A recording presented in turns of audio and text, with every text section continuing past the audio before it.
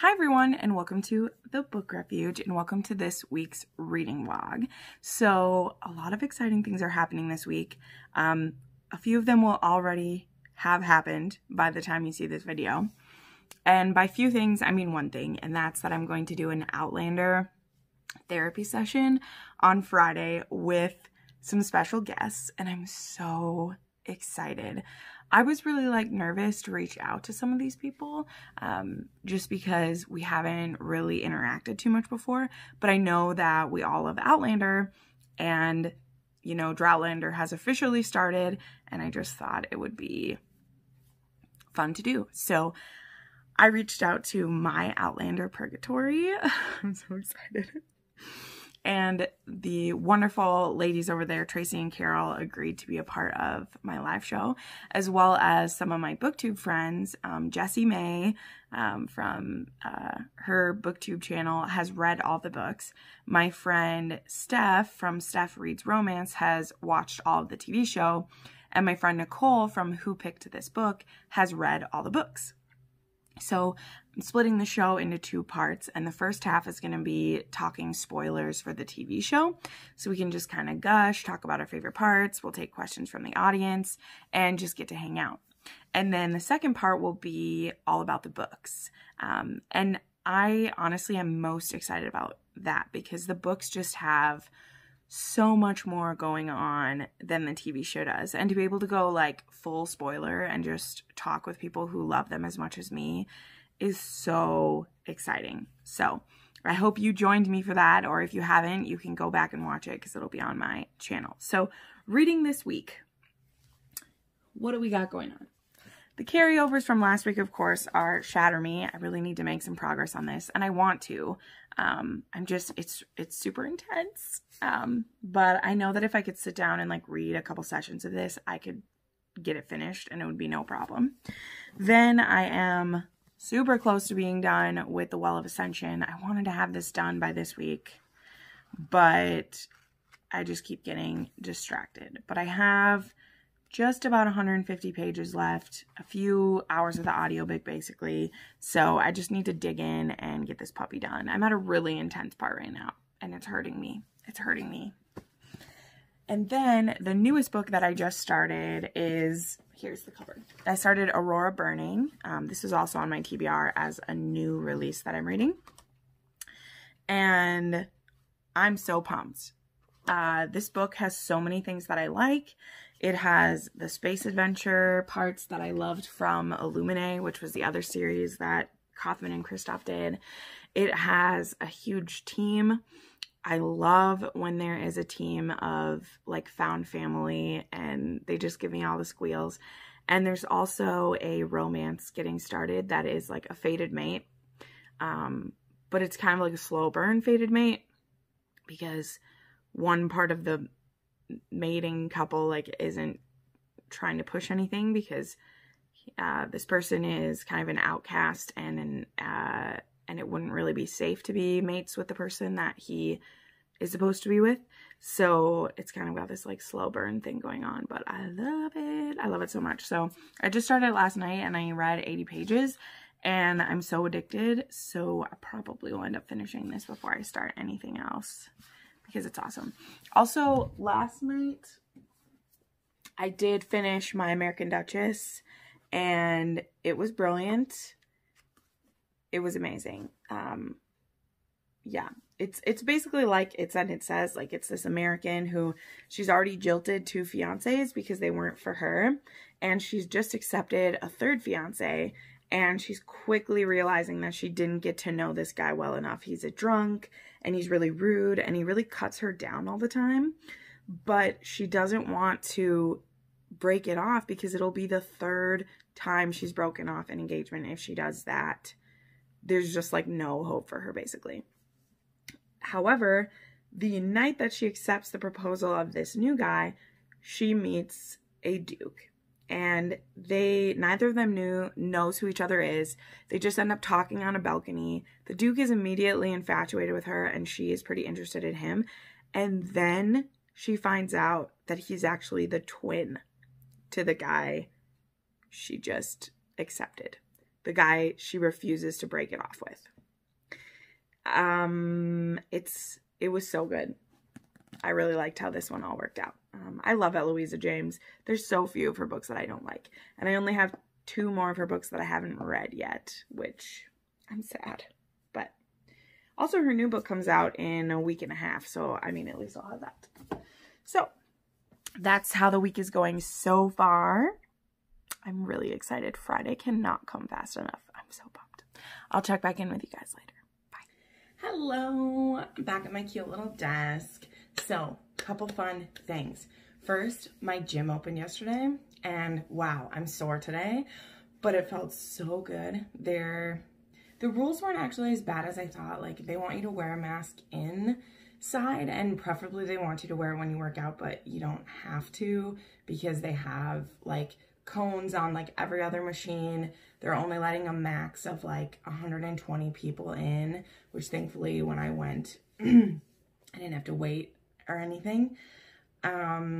And it just felt great, and I'm probably gonna go like every day this week, but today I'll do a little less because it went kind of hard yesterday. But it's been 2 months, over 2 months since I've been to the gym, and I was not very good about doing it while I wasn't. So I've been maintaining, but my weight has went up. Like, I've probably gained 5 pounds over the 2 months. So that's not too bad. If you're new to this channel, by the way, I've been on a, like, I don't hate it. I love it. I've been on a weight loss journey since last July. So for 10 months, and I lost 58 pounds during that time, and I put like 5 pounds back on. So I really need to kind of rein it back in, and I still can't see my trainer yet, because that's how I did this, is I have a trainer, and her name is Becky. And the first phase, we can't have our trainers yet, which is kind of a bummer. But now that I can at least go to the gym, I want to get rid of excuses, because it's really hard for me to not have excuses and to not go, you know, or to not go. So no more of that. But it felt so good when you know you did a good workout and you're sore. So I think it won't be too hard to be motivated, so that's good. Reading update.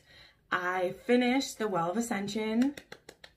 It was heartbreaking, pretty high death toll, but it was also very good. And Sanderson just has this way of leaving you just enough clues that you feel like when it gets announced to you, you feel that, oh yes, that's the only answer that it could be, even though I had no idea where the story was going. I just don't. And it's one of those two where it's like a slow building, slow burning. And I'm used to that because I have read three other Sanderson books. I've read Warbreaker, Elantris, and Skyward. So I am used to that kind of like slow building. But I really enjoyed it. I enjoyed it. I want to start Way of Kings now, but I also, like Murphy suggested, I just read Hero of Ages, but I don't know. I kind of want to start Way of Kings because I just want to dive into that series now. So I don't know yet. But either way, I'm going to wait a couple days before I start another Sanderson. Because like Way of Kings is on my TBR this month, but it's a 2-month ad because Murphy's Patreons were reading it, one of those books every other month. So I have time. I'm not in like a hurry or anything. So that's nice. Then I made quite a bit of progress on Aurora Burning. I'm on page 160 and it's hurting me. We got introduced to a new like side villain. There are some plot elements that I am pretty sure I know what's going on. Also, I watched Becca from Becca's book club, from Beck's, wait, what's her name? Oh, I can't remember it, but from one of the Beccas. I have quite a few Beccas that I follow. And I kind of sort of got a mini spoiler from her. It wasn't a spoiler, it was her thoughts about what she thinks is happening, and that's kind of what I think is happening too. So she didn't straight up spoil me or anything, but it's becoming obvious what a certain thing that is happening. And I love it. I love crews. I love a gang of people. They make me happy. It's great.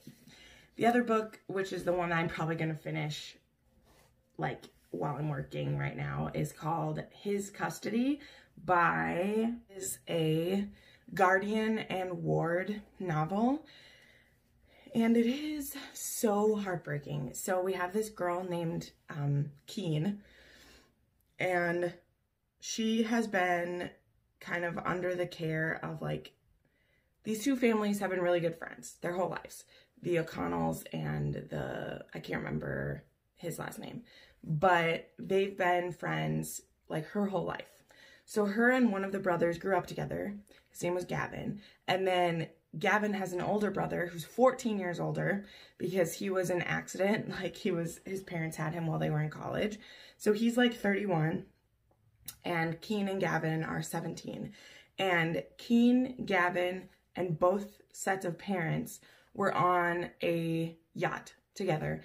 And there was an accident of some kind, and all 5 of them died. Keen's parents, Gavin's parents, and Gavin. They all died. And Keen is the only one left. Now, she has an aunt and an uncle, but they're kind of shady and they're into some bad stuff. And so Jasper, this older brother, he wants to take care of Keen. And it is completely altruistic for him. She is family to him, like a little sister. And he doesn't want her to have to move to a new place and to be without anyone who cares about her, because her guardians, or her aunt and uncle, basically want her for her money. And so the first 8 months of this book are her being 17 and him taking care of her. He has to fight to get custody of her. He has kind of a checkered past because he hasn't been a saint. He's not some like gangbanger, but he does recreational drugs and he's into BDSM scene, and he gives all of that up and he cleans up his life so that he can take care of this girl. And they're both grieving because they've lost everyone, and she is just in a fog. And so the first half of this book is just, it hurts. It hurts so much, but it's so beautiful because they're both finding ways to heal, and it is just a really beautiful friendship. Like, they're each other's, you know, they're the only one who can understand what the other person's going through. And anyway, but this is, as I said, what kind of romance it is. It grows slowly. Nothing happens between them until she's 18, but they both have kind of the same desires, and they both just understand each other so well that, like, it's so beautiful. It's so good. And honestly too, because, you know, like, I like BDSM stories, and Jasper is this really cool kind of dom too. Like, he's one that, he just is like completely only does like what the woman enjoys, which should always be the thing, but some doms like it more for the sadism part. He likes it more for the watching his partner be a masochist, if you get my meaning, where like he enjoys them enjoying the pain, which I know that's what sadism is, but I don't know how to break it down more. Like, it's not so much that he enjoys giving them pain, he enjoys watching them trust him so much to give them the pain, if that makes sense. So if you've read a lot of BDSM, you know what I mean. There's different levels of doms. Like, there's the doms that they get the pleasure out of the person getting pain. There's the ones who just want the control. There's the ones who get off on the trust, and he definitely is more on that, and it's so good. So really, really, really liking this book, and it's probably going to get 5 stars, but I still have like 100 pages left, so we'll see. So anyway, that ended up being a longer checkup than I meant, but I'm reading some really good stuff this week. And I really like, obviously, when I tick off books on my actual TBR, because I read so many like Kindle Unlimited books that sometimes I feel that even though I'm reading a ton, that I'm not accomplishing anything. Even though my TBR is arbitrary, it's just for fun, it's still like, won't always feel like I'm getting stuff done. So anyway, this week is feeling pretty successful that I finished Well of Ascension. So, all right, I'll check back in soon. Hello. So, I'm just having lunch break. I'm eating some spaghetti. Yes, I'm eating it with chopsticks because it's perfect. These noodles work so well with chopsticks. It's the best. Time for a reading update. So, it's Thursday. I have everything ready for the live show tomorrow. I sent off the information to everybody. So, I'm super excited about that. Yesterday was a super great reading day. I read Sure Shot by Serena, not Serena Bowen. Yes, Serena Bowen. It was awesome. The reason I was confused is because about the book I'm about to mention in a second. But that was really good. It was 5 stars. I thought it was just going to be another fun sports romance, but I should know better by now because Serena likes to break my heart.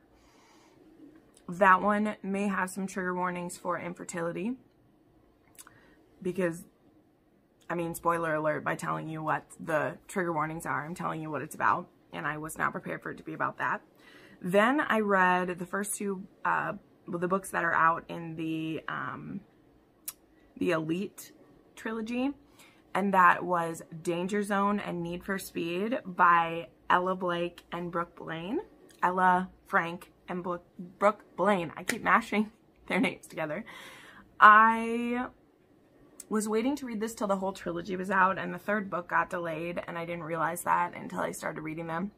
But oh my gosh, I love their male-male romances, and this one is everything I want because it was 2 mega alphas, these 2 guys in NAFTA. So it's basically Top Gun. It's male-male Top Gun, and they have the call signs. They meet at a bar at the beginning, and one of the men, what's his call sign? Panther.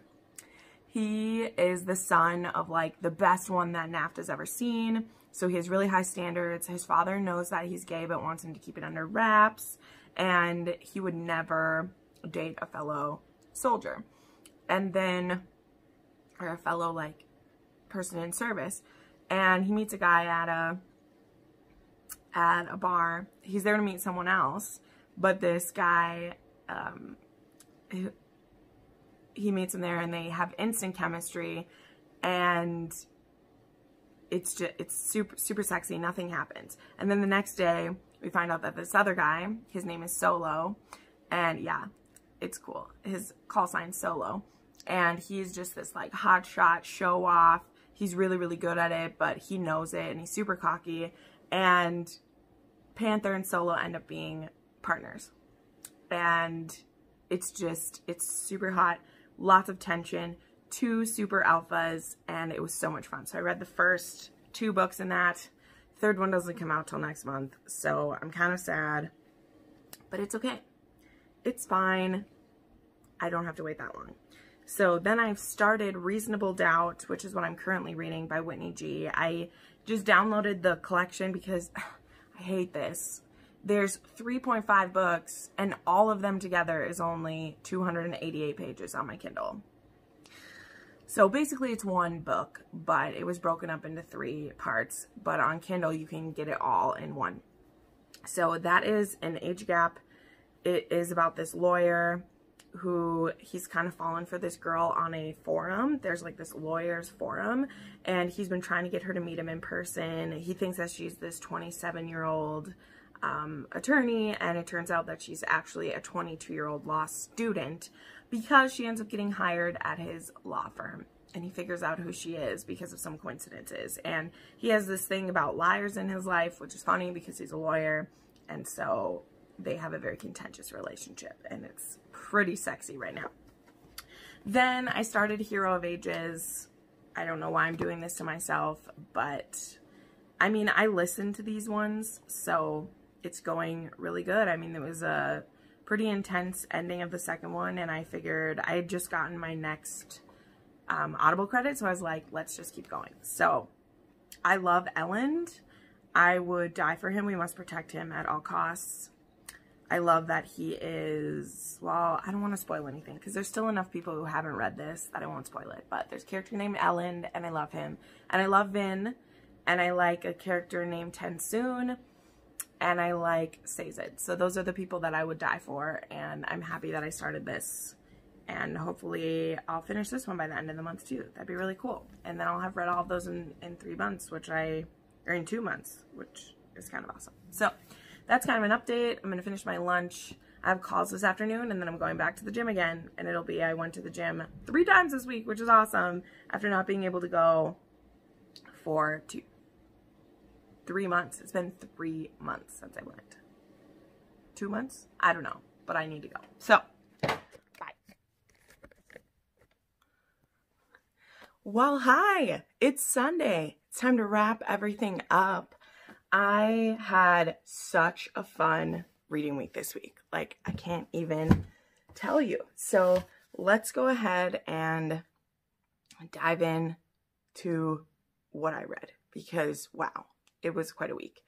A couple of these I'll talk about really quickly because they've already been mentioned in the vlog. I read Shatter Me, which was our group read.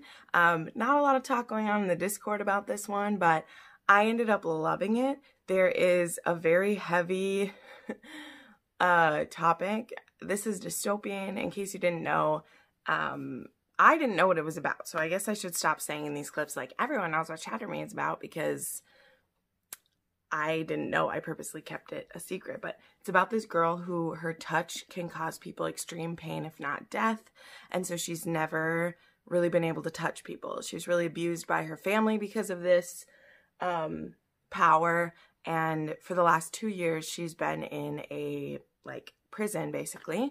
And then one day she gets a cellmate whose name is Adam.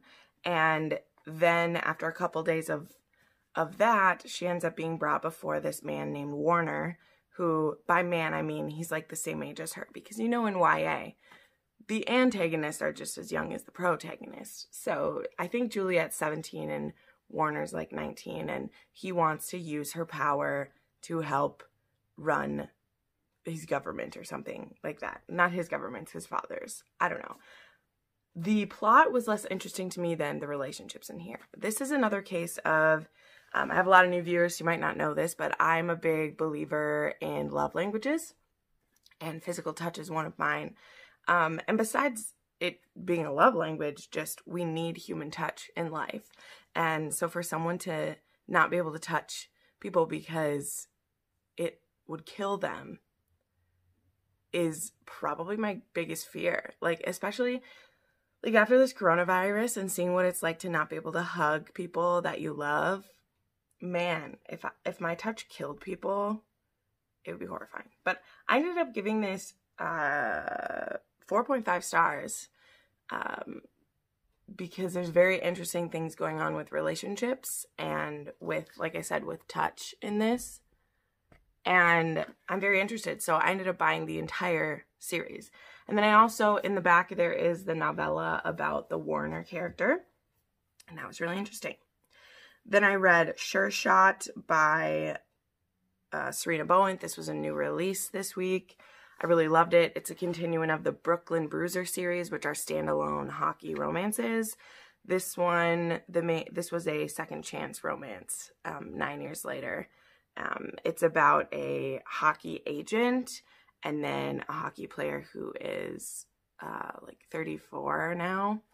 And I like when it's about the older hockey players, because it's like, how does your body hold up? How does your emotional state hold up? I read Danger Zone and Need for Speed by Ella Frank and Brooke Blaine. These are both 5 stars for me. As I had said, this is kind of like a Top Gun male-male romance.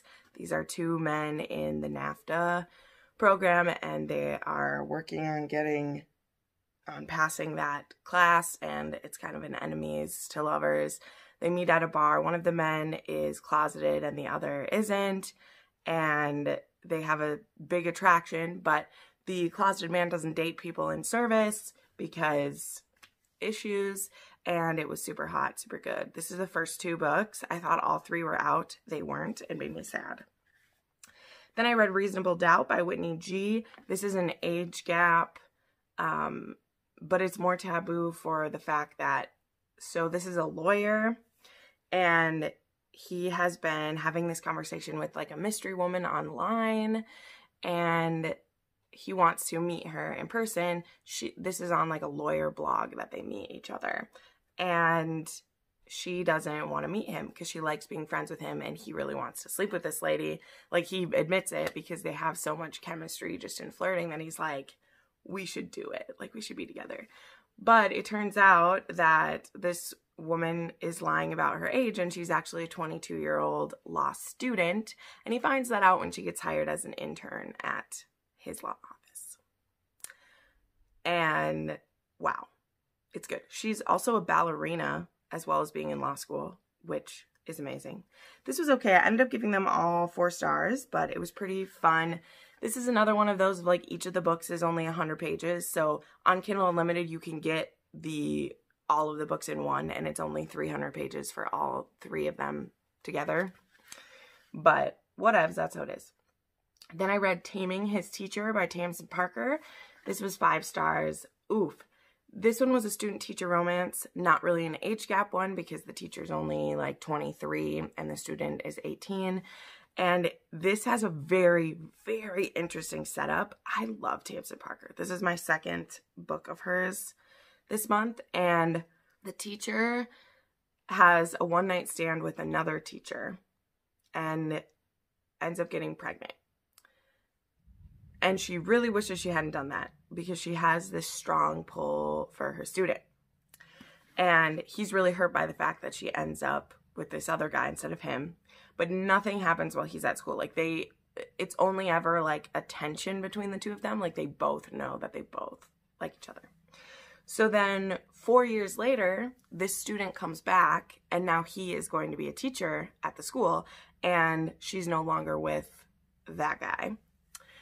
And he has, in the meantime, picked up some new skills, and he actually worked at a BDSM club, like worked it to make money through college, which is awesome. And he now really still wants this woman, but he's afraid that she won't like what he likes, and he really couldn't bear for her to think ill of him.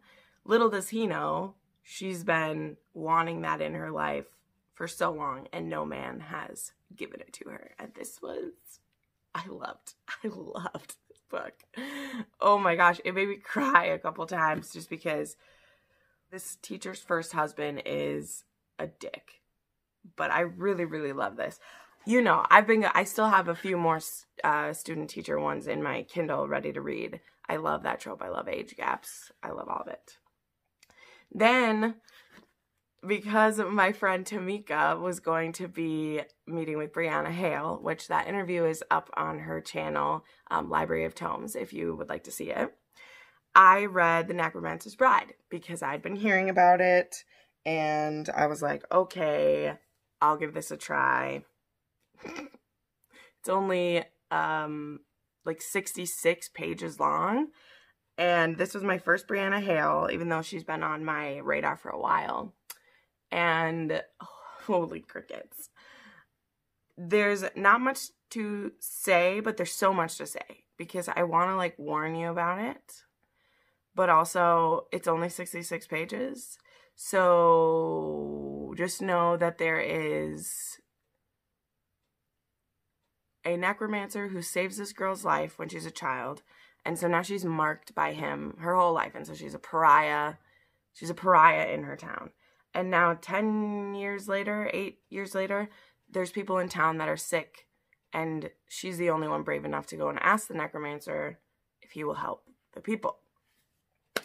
And he, unknowingly to her, had marked her all those years ago because she's meant to be his bride. And he goes about pursuing her with dark arts, I guess.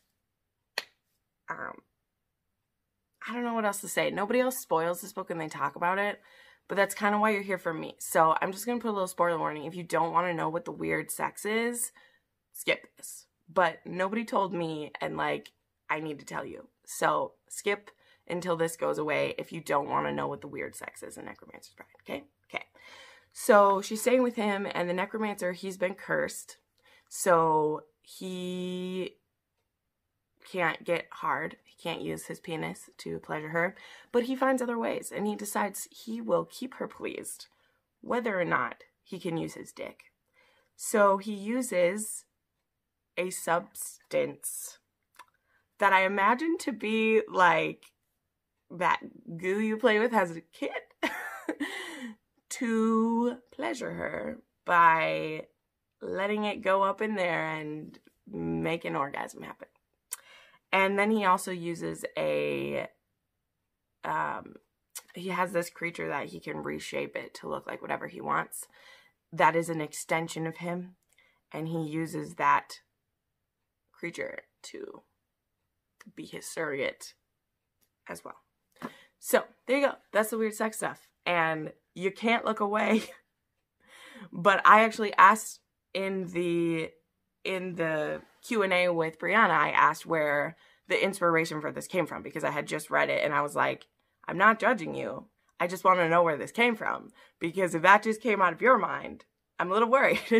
But if it came from somebody else's and you just thought it was cool, that's fine. And I guess she said it was based on like a game from another country, and that there was something in there like that, and so she put it into her short story.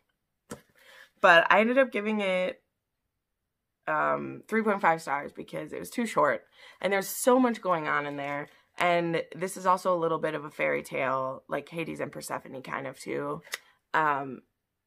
So it was interesting, and it's not from the gross sex stuff that I'm giving it 3.5. It's because there wasn't enough. I'm not a huge fan of novellas.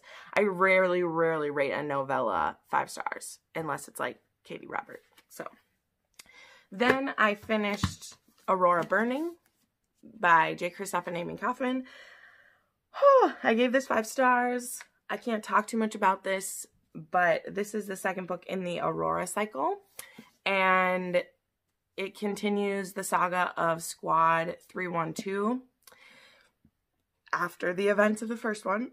Squad 312 is made up of Tyler Jones and 6 other crew members that put together his squad, and they save this girl named Aurora in the previous book, and they have been trying to keep her safe. There's also people trying to kill them. I don't know what else to say about this. I love it. I love a team. I love the dynamics. I think it's really funny. This is like really camp. Like, I'll tell you, the first one especially, super campy. There is a gender fluid person in here. Is that what we call him? I'm not actually sure. I didn't ask. You'll see. He loves everybody. So I don't want to label him.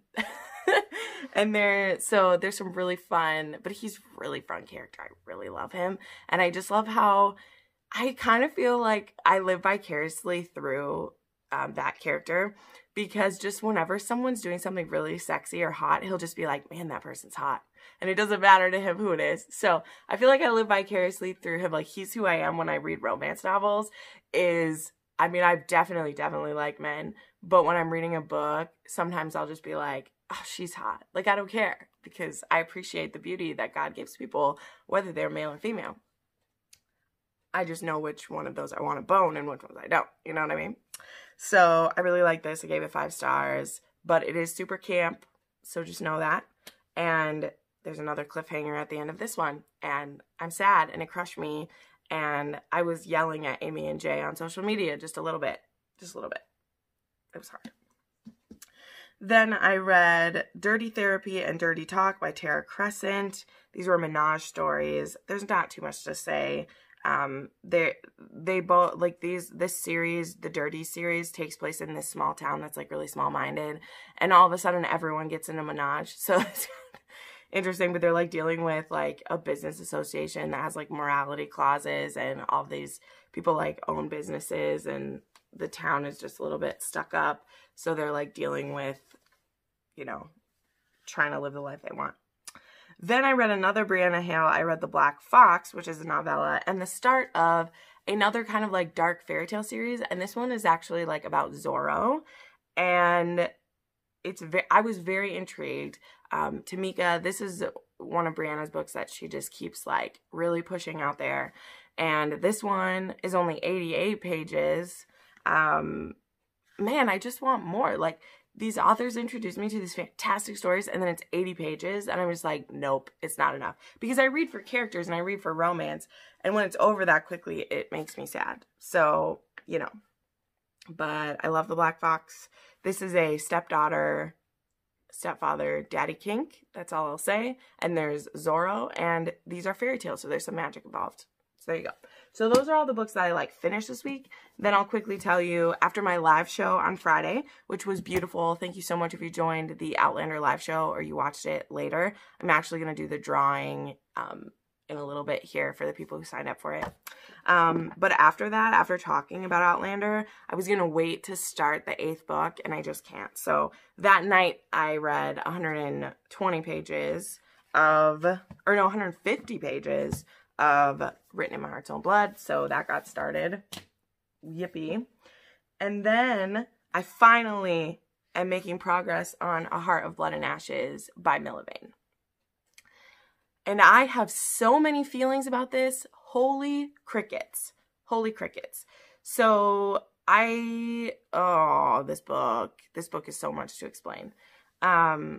I'm going to say goodbye to you if you don't want to hear this, because I'm going to talk about this for 5 more minutes. So if you don't want to know about this book, goodbye. Thank you so much for watching. I love you.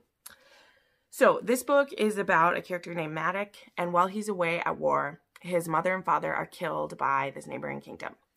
And when he returns home, he finds out that his mother and father were lured there by a princess, for some reason. He doesn't know why exactly. And then his mother was raped and his father was killed. They accused his father of raping someone there, and then that was their reasoning for killing him and raping the queen, is because the father had raped somebody. So Maddox gets told, though, that he can't seek revenge because if his father really did that, it was their right and blah, blah, blah, but he doesn't believe it. And so Maddox is going to be made the king, and he's very, unhappy about it. He loved his parents. So just before he's supposed to go, continue on with his life, this servant shows up and tells him that the king actually has a secret daughter, and though he can't raise his hand against the king or the king's sons, he could go after the daughter and kill her, and that would be his revenge. So he does that. He goes to find the girl, and he finds this princess, and this future queen, and there's some interesting things about the queens in this world. I'm going to put the book down. The power goes through the woman, so that's why this father has been keeping this woman locked up and trapped. And a lot of people in the country don't even know that he has a daughter. She's very sickly. She's been very abused. It's very obvious to see that she's not healthy. And Maddox is going to kill her. He's not going to have any sympathy. He's going to kill her. And one of her brothers is actually the one who is taking her from point A to point B. And while he is talking to Maddox, this girl, I'm going to call her Evine, but I have no idea how to pronounce her name. I haven't heard anyone say her name yet. She kills her brother. She stabs him, kills him. And she's like, he has been a torment to me my whole life. I hate him. I'm glad he's dead. If you want revenge on my father, the best thing for you to do is to marry me, because I am who the bloodline passes through. I will be the queen. Her mother's bloodline will pass through. I will be the queen. If you marry me and have a child with me, you will take over my father's kingdom. And he's like, well, why would I don't trust you. My parents died. And she's like, the reason they died is because I wrote a letter to them to convince them to come and rescue me and marry. I wanted you and I to get married. Because she has, that was the plan. And so Maddox believes then that she's the reason his parents are dead. And he is like, okay, well, I don't have to marry you to get a baby off of you. And she's like, and I don't have to marry you to be queen. I'm already queen. But if you marry me and you have a child with me, our child will be the heir of my land and your father's land. So he makes this deal. And as it's set up pretty early on too, his mother was actually kept there. Like, his father was killed pretty much right away, but his mother was kept there with Yvonne, locked in the tower she's been in for a while she was raped and tortured by her father and brothers and men from her father's army, and the queen was just treated horribly. But she was there with Yvonne for a while, and they actually had a connection, and Maddox's mother really does want them to get married, and she came to care for Yvonne quite a lot, and she actually gives her like a ring, and she tells her like a lot about her son and like what he's like, and that he'll be really brutal with her, but he's a good man, and just like all these things. And oh my gosh. And as Yvonne is trying to tell him these things, he makes a vow. And this, I'm only 200 pages in, and this fucking vow is pissing me off.